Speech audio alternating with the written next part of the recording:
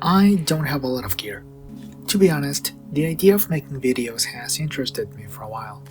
You know, the typical Gen Z dream of growing up being like your favorite YouTuber. But that was never enough for me to justify buying a real camera. They always say that the best camera is the one you've got with you, and to be honest, even if it's no iPhone, I don't hate what I've been able to achieve with just my phone. Or 3 phones at least. I haven't really purchased anything specifically for video production, though over the years I've accumulated some things that come in handy now that I'm trying this. A friend of mine who actually did go to college for filmmaking told me I could have his whole tripod if I fixed it, so I did.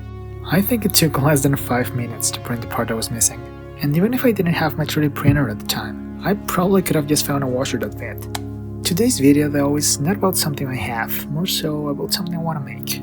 I think some of the projects I have in mind and some of the videos I want to make would really benefit from having an overhead rig. And the way my desk is set up with this little ceiling up top makes me think it wouldn't be that difficult to mount a phone clamp somewhere. First off, I want to choose what to use as the base for this rig, and I think I've got an idea.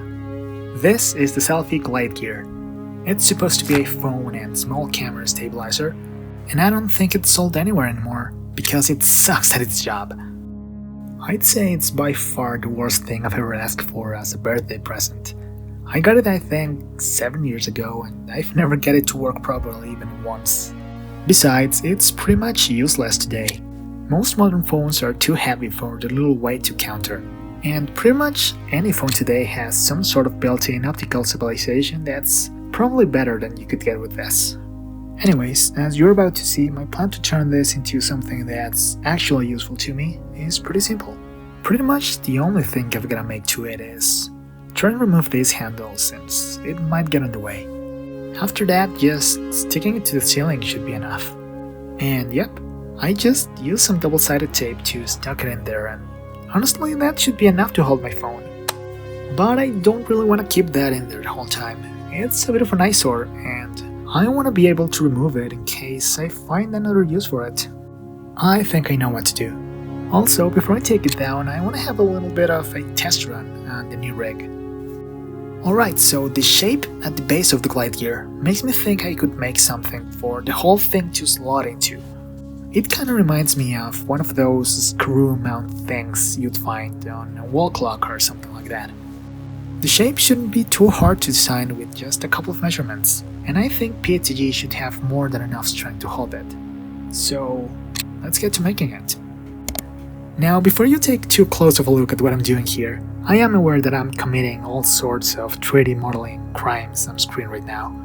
Something like this should probably be made on SolidWorks or Fusion 360, some sort of parametric modeling tool.